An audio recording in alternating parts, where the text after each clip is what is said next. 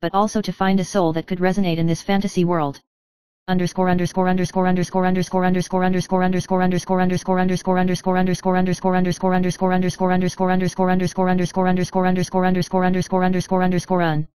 Chapter 11 The Secret of Cats and Whales.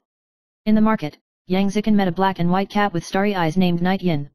Yin not only speaks, but also understands sign language, and seems to be able to read Yang Zikin's mind.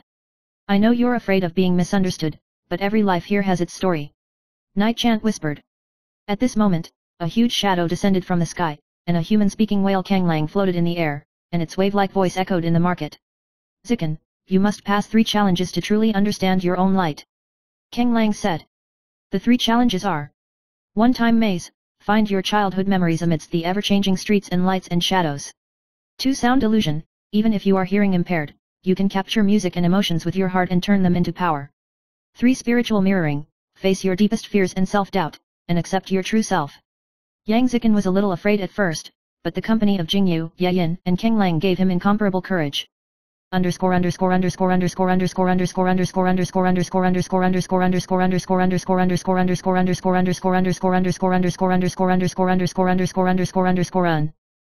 12 The Trial of the Time Labyrinth.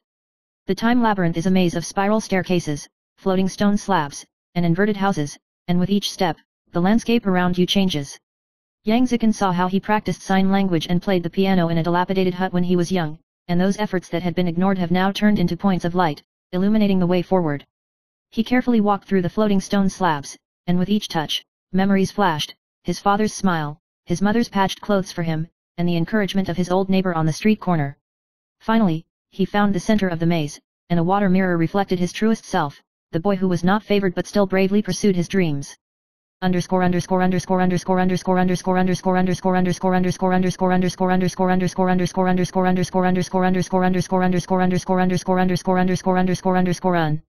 Chapter 13 The Revelation of Sound Illusion. The second challenge is the sound illusion. There is no language in the illusion, only countless broken notes floating in the air, intertwining with each other, like an unorganized sheet music. Yang Zikin closed his eyes, felt the vibration of every note, and used sign language to direct the light and sound in the illusion. A miracle happened. The notes gathered into a melody, the light turned into a stage, and the illusion began to synchronize with his heartbeat. He understood that although he was hearing impaired, the power of music was a resonance that transcended hearing. When the melody was completed, Jingyu flapped his wings, Yin jumped on his shoulder, and Kanglang roared, "You have mastered the inner light."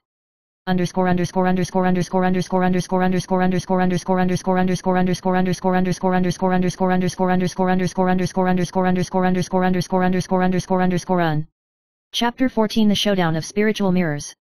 The final challenge, the mirror image of the mind. Yang Zikin faced a huge mirror, which reflected the self he feared the most, a rejected, ridiculed, lonely and helpless teenager. Mirror even mimics his movements, attacking him in a sharp tone. "You can't do it. No one will believe you." Mirror roar. Yang Zikin took a deep breath, his sign language flew, his movements were soft but firm, and he responded to every question in the mirror image.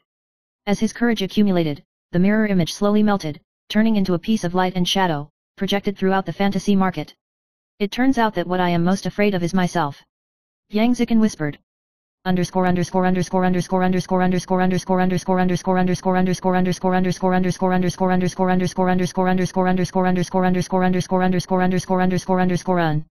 Chapter 15 The Fusion of Light and Shadow.